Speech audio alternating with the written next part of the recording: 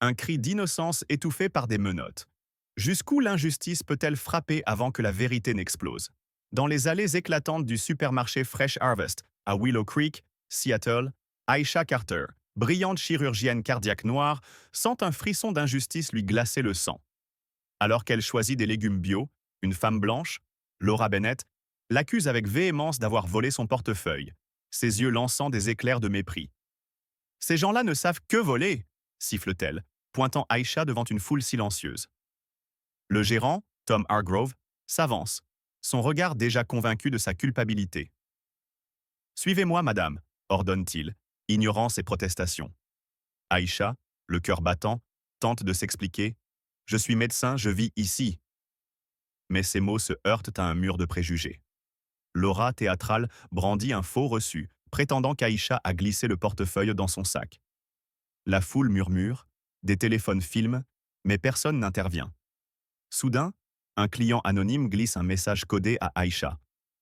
Tiens bon, la vérité arrive. Ce détail, une lueur d'espoir, attise sa rage. Elle serre les poings, refusant de plier face à cette humiliation raciste. Cette scène n'est pas qu'une accusation. C'est une déclaration de guerre contre sa dignité, un défi qu'Aisha transformera en triomphe. Avant de plonger dans cette tempête d'indignation, si cette histoire de courage face à la discrimination vous secoue, laissez un commentaire avec le chiffre 1 et abonnez-vous pour ne rien manquer. Si elle vous laisse sceptique, un like nous boostera quand même. Restez jusqu'au bout. Un retournement saisissant vous attend, une révélation qui pourrait changer votre vision de la justice. Partagez vos réactions en commentaire pour amplifier ce combat contre l'oppression. Sous le soleil brûlant du parking de Fresh Harvest à Willow Creek, Seattle, où l'humiliation d'Aisha Carter résonne encore dans l'air, une tempête de colère s'élève, prête à balayer l'injustice. Loin des allées du supermarché où elle a été accusée à tort, la rage d'Aisha, chirurgienne cardiaque noire, se transforme en une lame affûtée face à l'arrogance raciste des officiers Ryan Kessler et Luke Madden. Ces hommes, drapés dans leur autorité, ne se contentent pas de l'arrêter sans preuve. Ils crachent leur mépris, leurs paroles venimeuses, révélant un système pourri jusqu'à la moelle. Chaque insulte, chaque regard dédaigneux est un coup porté à sa dignité. Mais Aisha, le cœur battant d'une fureur contenue, refuse de plier. Ce moment n'est pas une simple arrestation, c'est un affront public, un défi qu'elle relève avec une détermination incandescente, prête à faire trembler les fondations de Willow Creek. Les officiers, Kessler et Madden, incarnent une brutalité raciale aussi crue qu'impunie. Lorsque Aisha, menottée, tente d'expliquer qu'elle est médecin et résidente du quartier, Kessler ricane, son visage rougeau tordu de sarcasme. « Une noire comme toi à Willow Creek? Tu crois qu'on gobe ça ?» Madden, plus sournois, resserre les menottes jusqu'à ce que le métal morde ses poignets, murmurant « Reste à ta place. C'est mieux pour tout le monde. » Ces mots, crachés avec une froideur glaçante, ne sont pas isolés. Ils s'inscrivent dans un schéma de violence. Aisha découvre, grâce à un informateur anonyme travaillant au commissariat, un carnet clandestin où Kessler note les « indésirables » du quartier.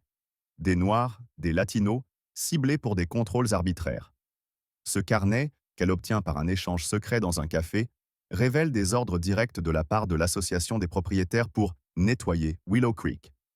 Chaque page est une gifle, chaque nom une vie brisée par leur haine. Leur comportement dépasse la simple agression verbale. Lors d'un contrôle routier quelques semaines plus tôt, Kessler a brutalisé un jeune noir, lui fracassant la tête contre le capot pour un simple feu arrière cassé, un incident étouffé par un rapport falsifié. Aisha, en piratant une base de données policière grâce à un logiciel fourni par un ancien patient, met la main sur une vidéo de l'incident, supprimée des archives officielles. Ces images, où Kessler rit tandis que sa victime saigne, font bouillir son sang.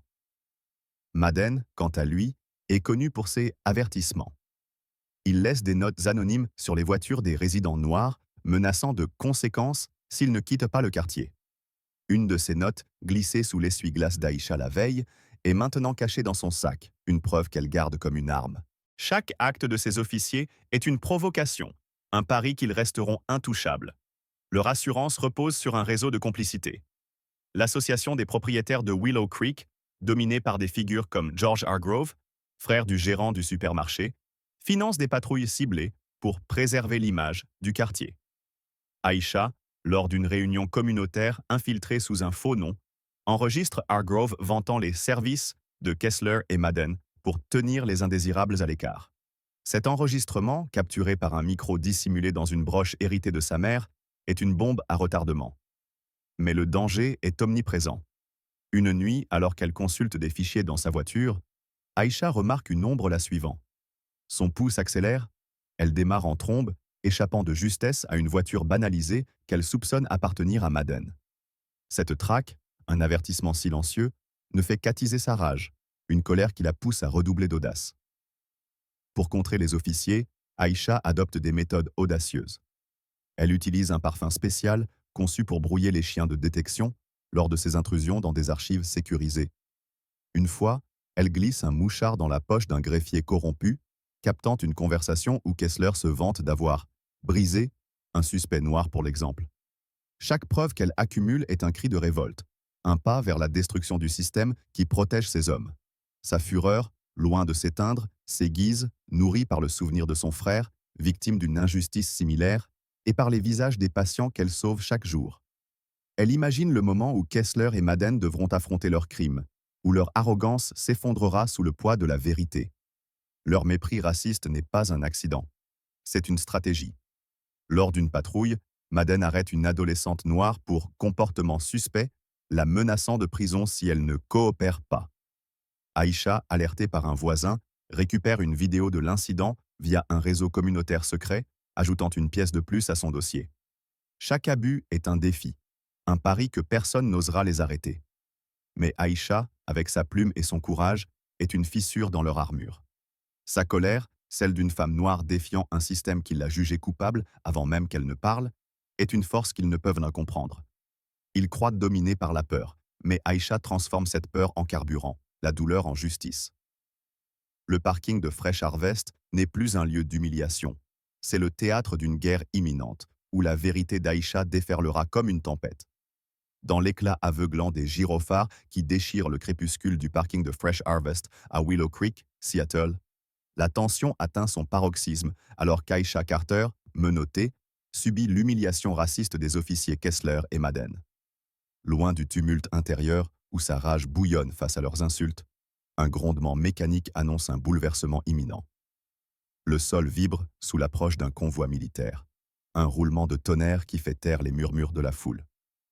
C'est l'arrivée de Jamal Carter, colonel de l'armée américaine, dont la présence imposante transforme ce lieu d'oppression en un champ de bataille où la justice s'apprête à frapper. Sa colère, un feu contenu mais dévastateur, alimenté par l'amour pour sa femme et la mémoire des injustices passées, est une force que les officiers ne peuvent ignorer. Ce moment n'est pas une simple intervention, c'est une déclaration de guerre contre un système qui ose piétiner la dignité d'Aïcha, et Jamal, tel un ouragan, est prêt à tout balayer. Jamal émerge du véhicule central, son uniforme orné de médailles scintillant sous les projecteurs, flanqué du capitaine Elena Torres et du lieutenant Malik Jones, formant un rempart d'autorité militaire. À 1,90 m, sa silhouette impose le respect, mais c'est son regard, où brûle une fureur maîtrisée qui fige Kessler et Madden. Informé par une alerte de localisation qu'Aïcha n'a pas bougé depuis trop longtemps, Jamal a mobilisé son unité après un silence radio inquiétant. Il s'avance, ses bottes claquant sur l'asphalte avec une précision martiale, et s'adresse à Kessler d'une voix d'acier. « Je suis le colonel Jamal Carter, 7e division d'infanterie. Vous détenez ma femme, le docteur Aïcha Carter, sans motif légal. Expliquez-vous, maintenant. » Kessler, déstabilisé, tente de reprendre le contrôle. C'est une affaire policière, reculée. Mais Jamal, inébranlable, cite le Code pénal de Washington, article 10,31, exigeant une cause probable pour une arrestation, un détail que les officiers ont négligé dans leur précipitation raciste. La confrontation s'intensifie lorsque Madden, nerveux, pose la main sur son arme, provoquant un mouvement réflexe de Torres qui se place devant Jamal. La foule, désormais nombreuse, filme la scène, leur téléphone capturant chaque seconde de ce duel de volonté. Jamal, avec une audace calculée, sort un dispositif crypté de sa poche, un prototype militaire qu'il active discrètement pour enregistrer l'échange. « Vous avez menotté une chirurgienne de renom sans vérifier son identité », tonne-t-il, sa voix résonnant dans le parking. « Dites-moi, officier Madden, Combien de plaintes pour brutalité raciale avez-vous déjà reçues? Cette question, appuyée par une fuite anonyme reçue la veille, révélant 3 enquêtes internes contre Madden, fait vaciller l'officier.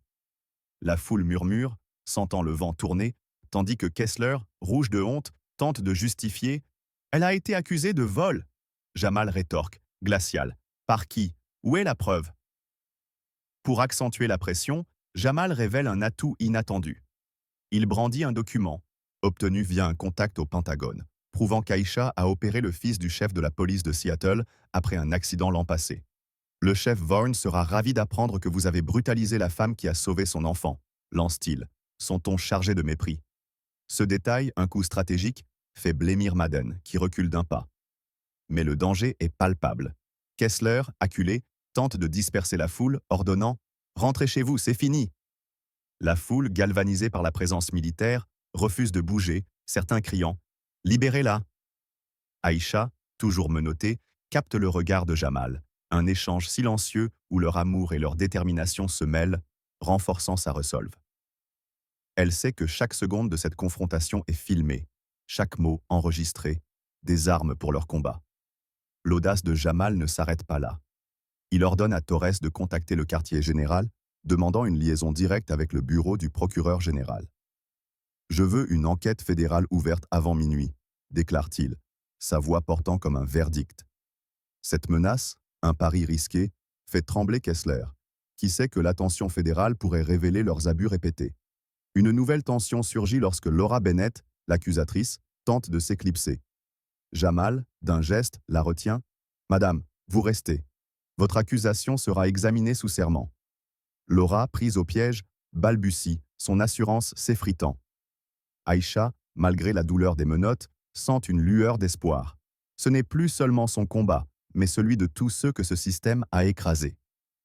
La fureur de Jamal, celle d'un homme noir et d'un officier décoré défiant un système qui méprise son peuple, est une force brute.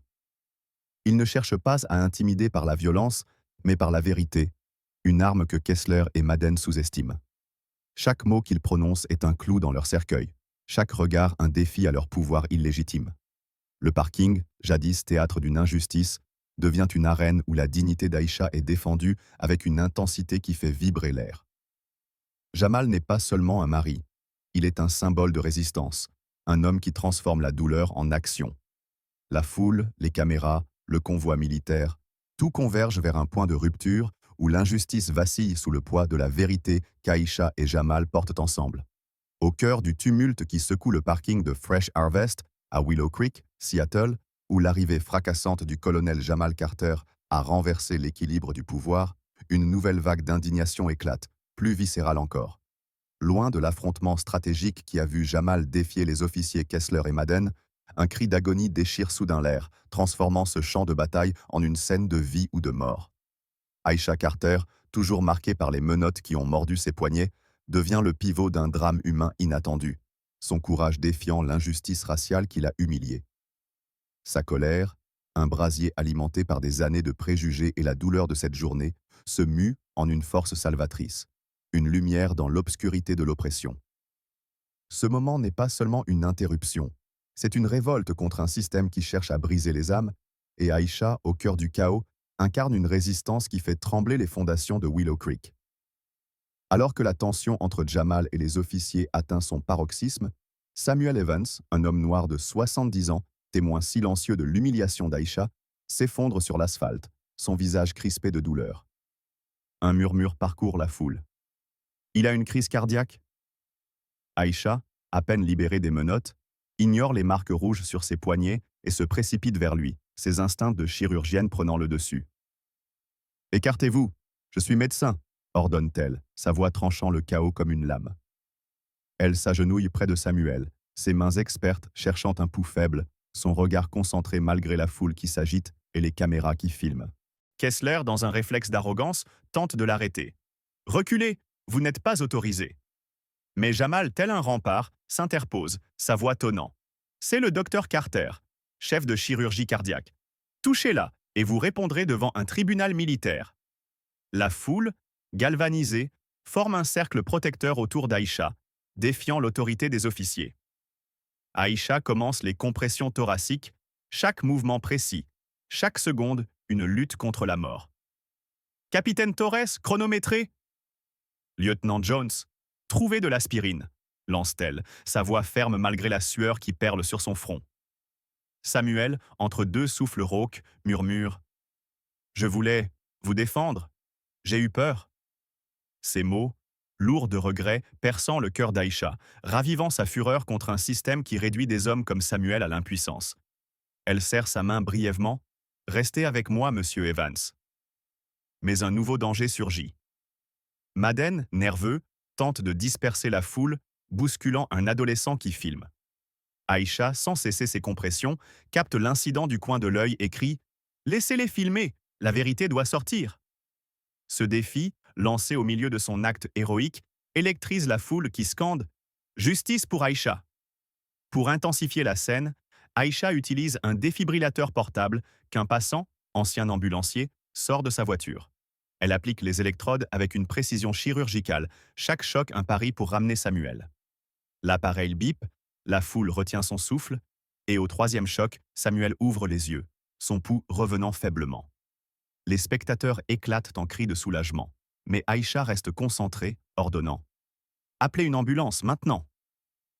Les officiers, désormais relégués au second plan, assistant, impuissants, à la démonstration de son expertise. Kessler, rouge de honte, tente de reprendre le contrôle. « On gère la situation !» Mais la foule, enragée, le hue, leur téléphone capturant l'ironie cruelle. Une femme noire, traitée comme une criminelle, sauve une vie sous leurs yeux. Le contraste est dévastateur.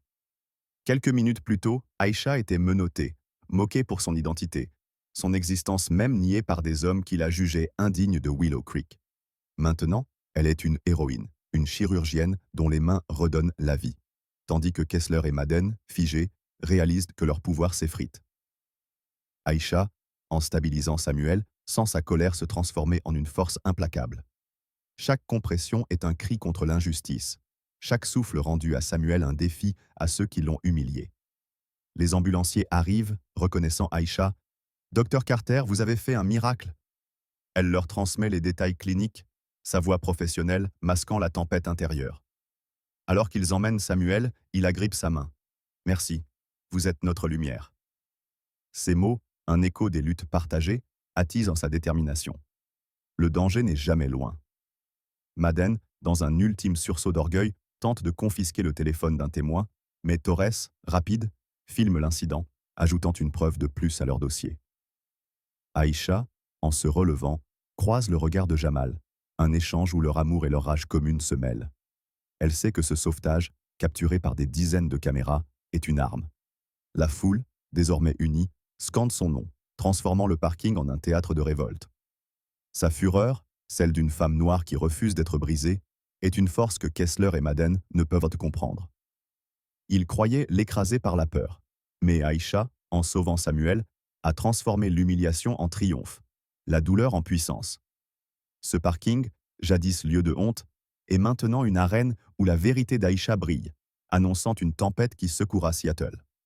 Dans les rues bouillonnantes de Willow Creek, Seattle, où l'acte héroïque d'Aïcha Carter a transformé un parking en symbole de résistance, une tempête médiatique s'abat, amplifiant l'indignation collective. Loin du chaos où elle a sauvé Samuel Evans, sous les yeux d'une foule enragée, la lumière crue des projecteurs de la presse expose désormais l'injustice raciale qui a tenté de l'écraser. La fureur d'Aïcha, un volcan nourri par l'humiliation et la mémoire des victimes du système, devient le catalyseur d'un soulèvement qui secoue la ville. Ce n'est plus seulement une femme défiant deux officiers, c'est une communauté entière, galvanisée par sa dignité, qui refuse de se taire. Chaque cri, chaque image capturée est une arme dans cette guerre pour la vérité. Et Aïcha, au cœur de la tourmente, incarne une révolte qui menace de faire s'effondrer les remparts d'un système corrompu. L'explosion médiatique est immédiate. Les vidéos de l'arrestation d'Aïcha, de l'intervention de Jamal et de son sauvetage de Samuel inondent les réseaux sociaux, le hashtag « Un justice pour Dr. Carter » devenant un cri de ralliement national. Des clips montrent Kessler et Madden moquant Aïcha.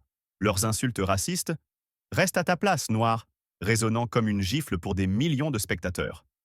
La foule, qui s'est formée spontanément devant Fresh Harvest, grossit, brandissant des pancartes. « Arrêtez le racisme policier ! Aïcha, encore tremblante d'adrénaline, transmet anonymement une vidéo supplémentaire à une journaliste locale, Lena Wright, via un réseau crypté. Cette vidéo, piratée dans les archives policières, montre Madden falsifiant un rapport pour justifier une arrestation arbitraire d'un jeune noir, une preuve accablante qui enflamme davantage l'opinion publique. Chaque pixel de cette vérité exposée est un coup porté au système, chaque partage un écho de sa rage. La pression publique devient insoutenable. Le chef de la police, Michael Vaughn, arrive sur les lieux, son visage crispé trahissant sa lutte pour maintenir le contrôle. Face à la foule hurlante et aux caméras braquées, il tente de minimiser « C'est un malentendu, nous enquêterons ». Mais Aïcha, soutenue par Jamal, refuse cette esquive. « Un malentendu ?» lance-t-elle, sa voix tranchante. « J'ai été menottée sans preuve, insultée pour ma couleur de peau, et vous parlez de malentendu ?» La foule rugit, amplifiant son défi. Dans un geste audacieux, Aïcha révèle un micro-miniature, caché dans un bracelet qu'elle porte toujours, qui a capturé chaque mot des officiers. Elle le tend à Lena Wright, déclarant « Diffusez ceci, que le monde entende leur haine ». Cette action, un pari risqué, transforme la scène en un tribunal public où Kessler et Madden, blêmes, réalisent que leur impunité s'effrite. Le retournement est dramatique. Vaughn, sous la pression, ordonne à Kessler et Madden d'escorter Aïcha à l'hôpital, où un patient attend une opération urgente. Cette décision, un revers cinglant, force les officiers qui l'ont humiliée à la servir, leur visage figé de honte, alors qu'ils activent leur sirène pour lui ouvrir la voie. La foule exulte, scandant son nom, tandis que des drones amateurs, pilotés par des activistes locaux, filment la scène, diffusant en direct cette ironie cruelle. Mais le danger persiste. En chemin, Madden, dans un sursaut de défiance, tente de saboter l'escorte en ralentissant délibérément, murmurant à Kessler « Elle ne mérite pas ça ». Aïcha, alerte, enregistre cette remarque via son bracelet, ajoutant une preuve de plus à son arsenal. Chaque seconde de ce trajet est une lutte, sa colère un feu qui refuse de s'éteindre, alimenté par l'idée que sa patiente, une adolescente, dépend de son arrivée. L'impact dépasse Seattle. Des manifestations éclatent dans d'autres villes, des hashtags comme Soccer, Stop Racial Profiling, gagnant du terrain. Aïcha, en route vers l'hôpital, reçoit un message vocal d'un ancien patient, un leader communautaire. « Vous avez allumé une flamme, Dr Carter. Nous sommes avec vous. » Ces mots, un baume sur ses blessures, renforcent sa résolve. Elle imagine les visages de ceux que Kessler et Madden ont brutalisés, leurs histoires enterrées par un système complice. À l'hôpital, alors qu'elle se prépare pour l'opération, une infirmière lui glisse une pétition signée par le personnel. « Nous exigeons justice pour vous. » Ce soutien, inattendu, transforme sa rage en une force collective, un cri qui résonne au-delà des murs de l'hôpital. Le système tente de contre-attaquer. Des alliés de Vaughn lancent une campagne en ligne, accusant Aïcha d'avoir provoqué les officiers. Une fausse vidéo, manipulée pour la montrer agressive, circule brièvement, mais des hackers communautaires, inspirés par son combat, la démontent en heurts, exposant la supercherie. Aïcha, informée par Lena, riposte en publiant un manifeste sur les réseaux. « Ils veulent me faire taire, mais ma vérité est plus forte que leurs mensonges. » Ce texte, partagé des millions de fois, devient un étendard, un défi à ceux qui croient pouvoir étouffer sa voix. Sa fureur, celle d'une femme noire qui refuse d'être réduite à un stéréotype, est une tempête que ni Kessler, ni Madden, ni Vaughn ne peuvent arrêter. Le parking de Fresh Harvest, jadis théâtre de son humiliation, est maintenant le cœur d'une révolte, où la vérité d'Aïcha, amplifiée par les caméras et les cris, secoue les fondations d'un système raciste. Dans l'arène impitoyable d'une salle d'audience à Seattle, où les échos de l'indignation publique résonnent encore après l'explosion médiatique autour d'Aïcha Carter, une nouvelle bataille s'engage, plus tranchante que jamais. Loin des rues de Willow Creek où la vérité a éclaté sous les projecteurs, ce tribunal devient le théâtre d'une justice longtemps différée, un lieu où la fureur d'Aïcha, forgée dans l'humiliation raciale et la perte, se transforme en une arme redoutable. Face à Ryan Kessler, Luke Madden, Laura Bennett et leurs complices, elle se dresse, non plus comme une victime, mais comme une accusatrice implacable, portée par une colère qui menace de faire s'effondrer les murailles d'un système corrompu. Ce n'est pas seulement un procès, c'est une révolte contre des décennies d'injustice. Et Aïcha, au centre de la tempête, incarne une force que rien ne peut arrêter. Un cri pour toutes les voix réduites au silence. L'audience, bondée de journalistes, d'activistes et de citoyens enragés, vibre d'une tension palpable. Kessler et Madden, jadis arrogants, sont maintenant menottés, leur visage défait reflétant la peur d'une chute imminente. Laura Bennett, tremblante, tente de se fondre dans l'ombre, mais les regards accusateurs la clouent sur place. Aïcha, assise aux côtés de son avocat, Naomi Ellis, sert un dossier rempli de preuves, vidéos, enregistrements et témoignages qui exposent d'un réseau de corruption raciale. Dans un geste audacieux, elle a orchestré une surprise. La veille, elle a infiltré un serveur sécurisé de la police, grâce à un mot de passe obtenu d'un dénonciateur anonyme, pour récupérer un courriel où Kessler ordonne de faire disparaître les plaintes de Noirs à Willow Creek. Ce document, projeté sur un écran géant, déclenche un murmure choqué dans la salle. Pas de traces, pas de problème, lit-on, des mots qui font bouillir le sang d'Aïcha, ravivant sa rage contre ces hommes qui ont cru pouvoir la briser. La déflagration est immédiate. Kessler, acculé, tente de nier. C'est un faux. Mais Naomi, avec une précision chirurgicale, présente une analyse numérique prouvant l'authenticité du courriel. Madden, plus faible, craque sous la pression, avouant à demi-mot. On suivait les ordres, pour protéger le quartier. Ces paroles, captées par les micros, provoquent une éruption de colère dans la salle. Des spectateurs se lèvent, criant « Honte à vous !» Aïcha, impassible en apparence, sent sa fureur grandir, un feu alimenté par le souvenir de son frère, victime d'un système similaire, et par les visages des patients qu'elle a soignés malgré le mépris.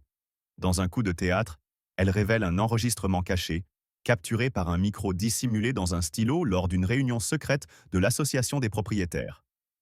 George Hargrove, frère du gérant de Fresh Harvest, y déclare « Kessler et Madden sont nos chiens de garde. Ils savent qui ne doit pas rester. » La salle explose, les caméras zooment et le juge, forcé d'agir, ordonne le silence. Les conséquences s'enchaînent avec une rapidité fulgurante. Kessler et Madden sont officiellement démis de leurs fonctions, des accusations de violation des droits civils et de corruption pesant contre eux. Laura Bennett, confrontée à des preuves vidéo montrant qu'elle n'a jamais été près d'Aïcha au supermarché, accepte un plaidoyer pour fausse déclaration, condamnée à des travaux communautaires. Fresh Harvest, sous la pression, licencie Tom Hargrove et publie des excuses publiques, tandis que leur siège est assiégé par des manifestants. Mais Aïcha ne s'arrête pas là.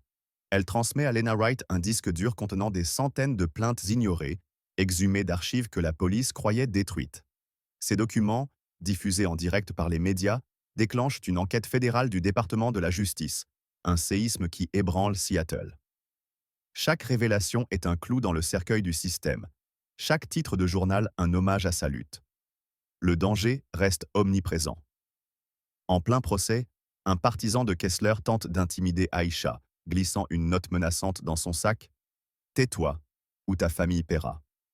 Elle riposte en publiant la note sur les réseaux, défiant ses ennemis. « Vos menaces ne m'arrêteront pas ». Cette audace, captée par des millions, galvanise ses soutiens. Une nuit, des hackers, inspirés par son combat, piratent le site de l'Association des propriétaires, affichant les noms des complices de Hargrove. Ce coup, un acte de justice numérique, intensifie la pression, forçant plusieurs d'entre eux à se retirer. Aïcha, en recevant un message anonyme « Vous êtes notre voix », sent sa colère se muer en une force collective, un cri qui unit Seattle et au-delà. La salle d'audience, jadis sanctuaire d'un pouvoir oppressif, devient un champ de bataille où la vérité triomphe. Chaque preuve présentée par Aïcha est un acte de rébellion. Chaque regard qu'elle pose sur Kessler et Madden, un défi à leur arrogance passée. Sa fureur, celle d'une femme noire qui a transformé l'humiliation en puissance, est une tempête que personne ne peut contenir. Ils croyaient l'écraser par la peur, mais Aïcha, avec son dossier et son courage, a retourné leurs armes contre eux. Seattle, éveillé par son combat, ne se taira plus, et ce tribunal, désormais théâtre de justice, annonce un nouveau chapitre où les opprimés reprennent leur voix. Dans l'ombre pesante des lendemains du procès qui a ébranlé Seattle, où la victoire judiciaire d'Aïcha Carter a déchiré le voile de l'injustice raciale, une nouvelle lutte s'engage, plus insidieuse mais tout aussi féroce. Loin de la salle d'audience où Kessler, Madden et leurs complices ont été démasqués, les rues de Willow Creek deviennent un champ de bataille silencieux, où la vengeance d'un système blessé menace de tout engloutir. La fureur d'Aïcha, un feu inextinguible nourri par l'humiliation, la perte de son frère et les cris des opprimés, se heurtent à une campagne de représailles orchestrée pour la faire plier. Ce n'est plus seulement une femme défiant des officiers, c'est une héroïne affrontant un réseau de pouvoir qui refuse de céder, et chaque menace, chaque attaque, ne fait qu'attiser sa détermination à transformer la douleur en triomphe. Seattle, éveillé par son courage, tremble sous le poids d'une révolte qui ne s'éteindra pas. Le verdict du tribunal, bien qu'accablant pour Kessler et Madden, déclenche une riposte vicieuse. George Hargrove, figure influente de l'association des propriétaires et frère de l'ancien gérant de Fresh Harvest, mobilise ses alliés pour discréditer Aïcha et Jamal. Une nuit, leur maison est vandalisée, des graffitis racistes. « Rentrez chez vous, Noirs !» barbouillés sur leur garage. Aïcha, découvrant l'outrage à l'aube, sent sa colère bouillir, mais elle agit avec une audace calculée. Elle installe une caméra cachée, déguisée en nichoir, qui capture un homme masqué revenant pour une seconde attaque.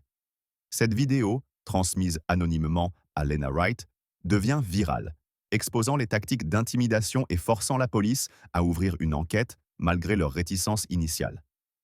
Chaque insulte peinte est un défi, chaque menace une raison de plus pour Aïcha de se battre, son cœur battant au rythme d'une justice qu'elle refuse de laisser étouffer.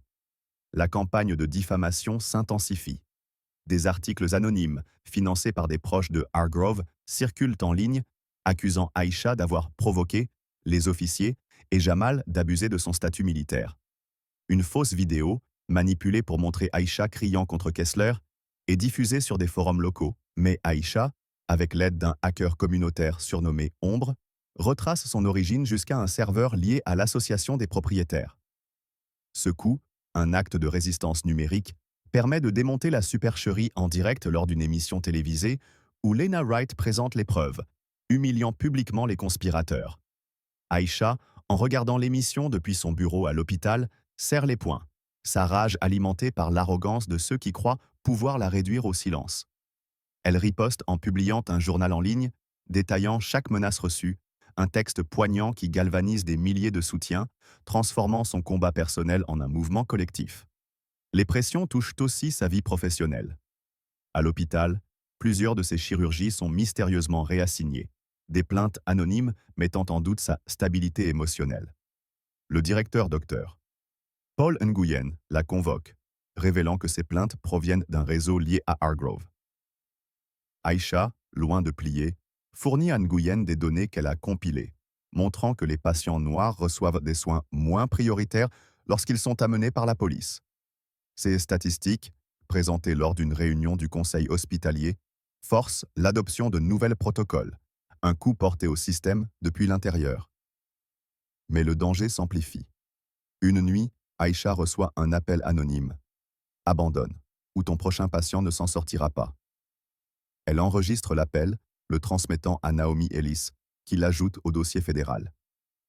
Cette menace, un poignard dans son identité de médecin, attise sa fureur, un feu qui la pousse à redoubler d'efforts. Jamal, de son côté, subit des pressions militaires. Un supérieur, le général Robert Klein, le convoque, insinuant que son activisme nuit à l'image de l'armée. « Vous mettez vos hommes en danger en défiant la police locale », gronde-t-il. Jamal, avec une froideur militaire, rétorque « Mon devoir est de protéger ma famille et la justice, pas de préserver des illusions. » Il révèle un rapport interne, obtenu via un contact au Pentagone, prouvant que Kessler et Madden ont menti sur leur passé militaire pour rejoindre la police. Cette bombe, transmise à Lena, déclenche une enquête sur les recrutements frauduleux, ébranlant davantage le département.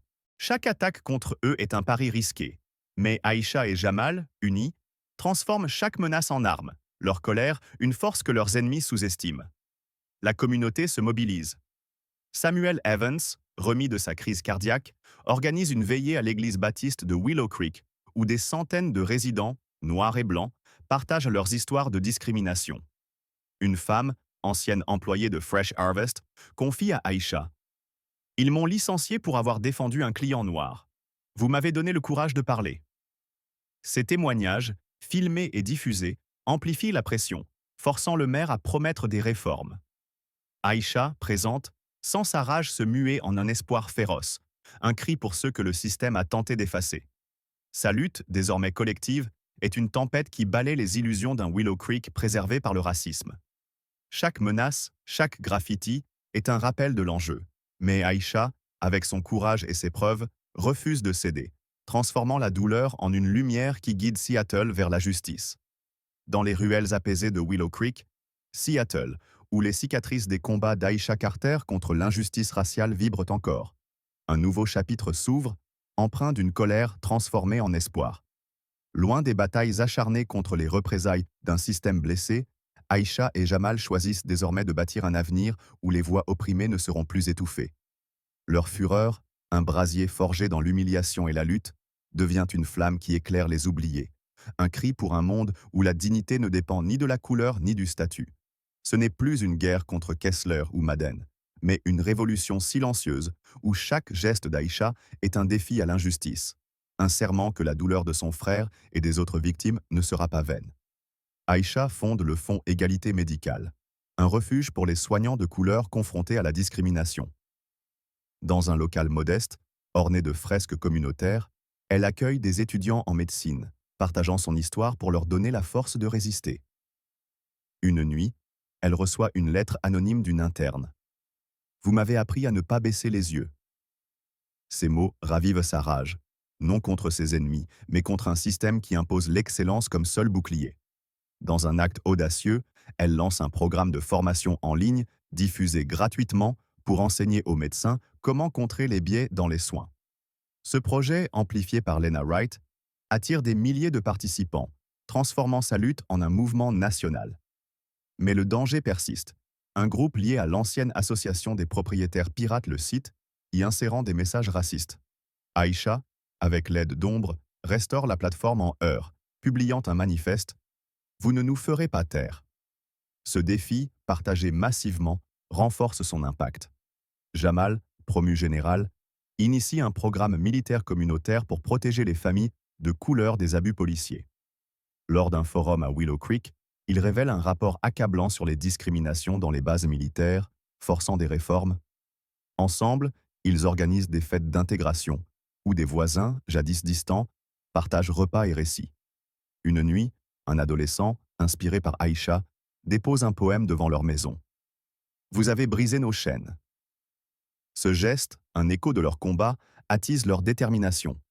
Leur maison, autrefois vandalisée, devient un symbole, décoré d'une plaque. Ici, la justice a triomphé. Leur fureur, désormais canalisée, est une lumière qui guide Seattle vers un avenir où l'injustice tremble face à la vérité. Chaque pas d'Aïcha et Jamal est un cri pour les oubliés, un serment que leur victoire n'est que le début.